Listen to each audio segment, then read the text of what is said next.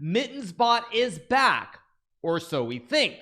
Now what we have here is we have what is called a Mittens Anish. Now again, like the regular Mittens, it's listed with a rating of 1 or 0. Now how good is it? Is it as good as the original, or is Anish a better impersonator? Let's find out. Okay, let's play one more game. I think we have time for one more, so let's do one more game, and let's see if I can actually just play a solid game. Let's play e4 here, knight f3. I'll play the same opening with bishop to b5. It's going to probably play a6, bishop a4 as always. Let's go here, probably knight to f6 and castles. Actually no, let's keep playing the slow one because I was better in the last game. I also want to see will it play the same line. So it goes d6. I will play c4. This is what I played against Samuel 7 in the American Cup. If you guys have not watched that recap already, make sure to check it out. This is actually the exact same position that I had against Sam 7. So it's probably going to play knight d7 here, I assume. Okay, let's go bishop e3. It will castle. I can play knight c3. I can also just castle here. This is pretty standard. Goes knight d4. I will trade, and I've got a very nice position here because black's pawns are a little bit misplaced. I'm going to go queen to e2, followed by f4, knight d2, and f4, and I should be very, very happy. I think it wants to go knight h5 here, and then I'll play g3. Okay, it plays c5, which looks a little bit wrong to me, but not the end of the world. So I'm going to go g3 here so I can prepare f4. If I played f4 right away, it would have gone knight h5, king h2, bishop h4, and I don't want to allow any of that. Now I can play bishop c2. I can also play bishop b3 here, which is an interesting choice. If I go bishop b3, I kind of like bishop b3 just to keep the scope alive on the diagonal. I will go to one of these two squares. I don't know which one's right. My instinct is g2, although g2 walks into diagonal, so maybe h2 is better. I don't honestly know. So if I don't know, this is a pure intuitive choice. I'm going to go to h2. Pure intuition that something bad could happen on this diagonal. So it goes rook e8. I will play f4 to get my nice pawns in the center here. Bishop d8. Now I see. It wants to go bishop a5 and it wants to go d5 due to the pin on the e file. So that's what it wants. Okay, so now I actually already have to be very careful how I play this. Maybe I can go queen g2. Maybe I can even play a4 potentially, but a4 looks a little bit questionable. So I think I'm going to go queen g2. This way, after takes, I can take with the bishop. Plays rook b8, logical. Now what it wants to trade and put pressure on b2. That being said, knight f3 is still, I think, a reasonable move here, because after takes d5, takes, I have knight to e5 and I should be okay. So let's go knight f3. Hopefully it's not a big blunder, but I think it's okay here. It goes queen b7. So now it wants to trade and take the pawn on b2. That being said, after takes and queen b2, it's not the end of the world. So I could play something like a4 again, but I don't like it. So I assume rook f2 is correct. Just conceptually, let's go here. So takes, I take, and I just want to make sure everything is guarded. So now we get knight d7. I think I'm going to try to do something on the king side, maybe h4, maybe rook f1. I've got to do something pretty soon though. If I play a4, which is also a move, I guess there's takes and knight b6, and I'm not super enthused, although I do have knight d2 there. So actually let's do it. Let's play a4. Let's force him to make a decision with this pawn on b5. He goes b4, and now this is where I start rubbing my hands and getting really, really happy, because now I should actually be able to win this game if I am precise due to the closed nature of the queen side. So what I want to do here is I assume I need to put the rooks on the E or the F file, and my gut says that the E file should be correct. So I'm going to go rook to E2. Idea of playing rook to E1. Plays A5. So let's go rook E1 here. And now what I want to do is there are a couple of things. First thing that I want to do here is I think I want to try to close the whole queen side. I want to move the bishop and close the queen side with b3 here. So he goes queen c6. So now I close the queen side completely with b3. This is a very good step in the right direction. Second step is to maneuver the bishop to this other diagonal now that the queen side is fixed. Let's go bishop to f3. I'm going to follow it up with rook to e2 or h4, I guess. Rook to e2 is reasonable, but then there is h4. So I guess I'll play h4 to avoid it. Now it does have knight f6 and maybe knight g4, but I should not be super worried about that because I can just take. Okay, let's go queen h3 here.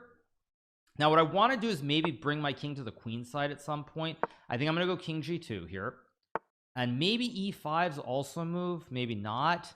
Again, with a lot of time on the clock here, I do strongly suspect that I would win this game, but I think what I want to do is I'm just going to take it very, very slow, very chill. We're going to go for a nice little king walk here. We're going to play like rook e to e2, king e1, and then king d1, king c1, put the king on the queen side maybe, and then I should be happy here.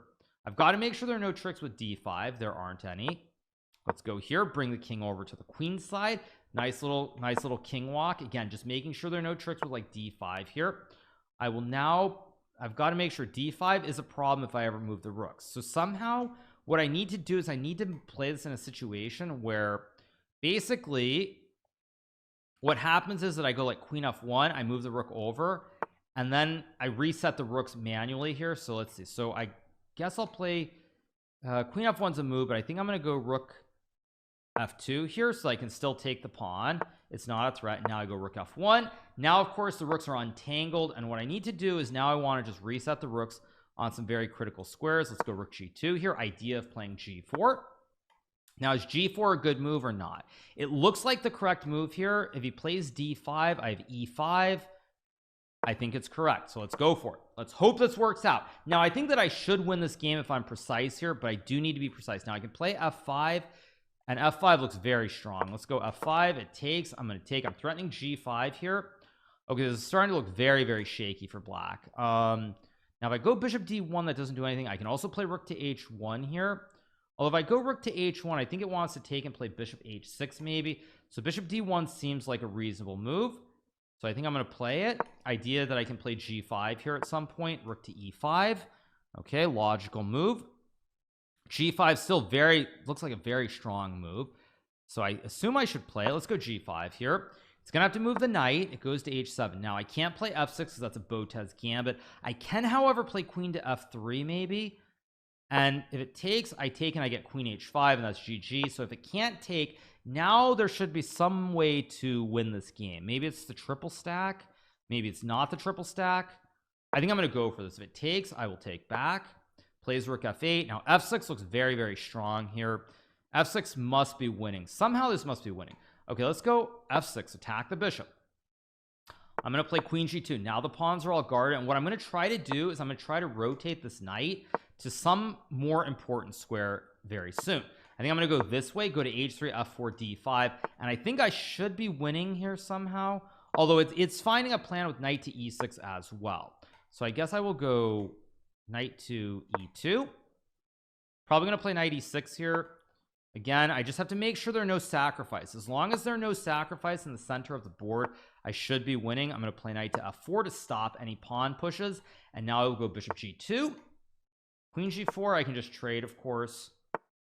I thought I could just trade. If I trade and I play knight to d5, this must be winning.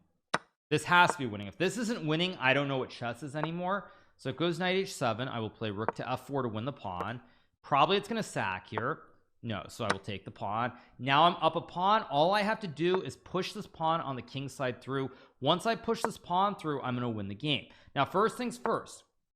I do need to make sure my king is on the right side of the board here. That is very important. So I'm going to go king e2, king f2, king g3, maybe even king f4 at the right moment. But this is all just a matter of setting up the pieces on the right squares. Let's go bishop to f3.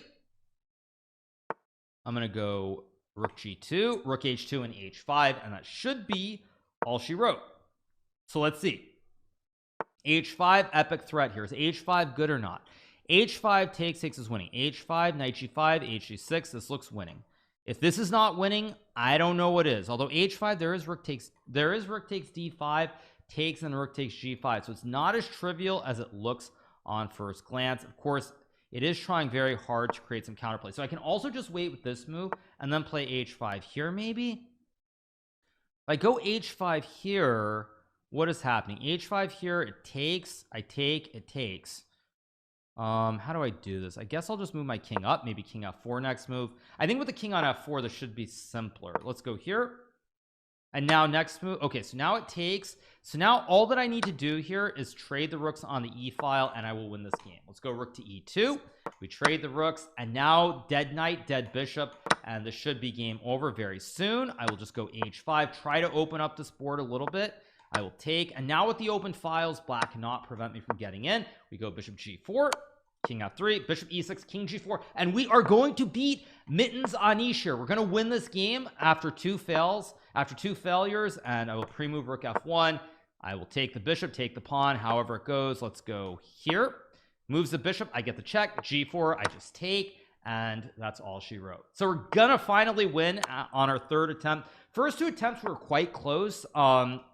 Didn't quite get there, but my best guess in terms of the rating for this Mittens Anish bot is that probably it's somewhere, I'm going to say it's somewhere around the rating range of like 2700-ish. It's still very strong, but if you can get a closed position, some of the old concepts that used to work in the late 1990s and even into the early 2000s with horizon and closed positions followed by late pawn breaks or piece sacrifices still do work. So I'd say my estimate is somewhere around 2700. That's my best guess. Now I'm going to go king d7.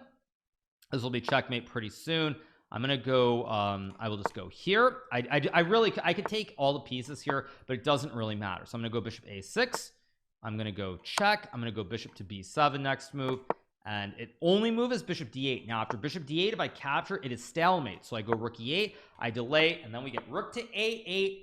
Oh no, king b8, sorry. Thankfully that pre-move couldn't be executed because I thought that was it, but we take, we go rook a8, and there we go, you guys. We get a big win against Mittens Anish. We go 1 out of 3. We lose on our first two attempts, although we had promising positions. Third game, we finally break through and get the win. So I would say overall 2700 level, it's not at 2900 or 3000 in the same kind of way that the original Mittens was. But at any rate, very strong nonetheless. However, clearly not strong enough to win every game against me.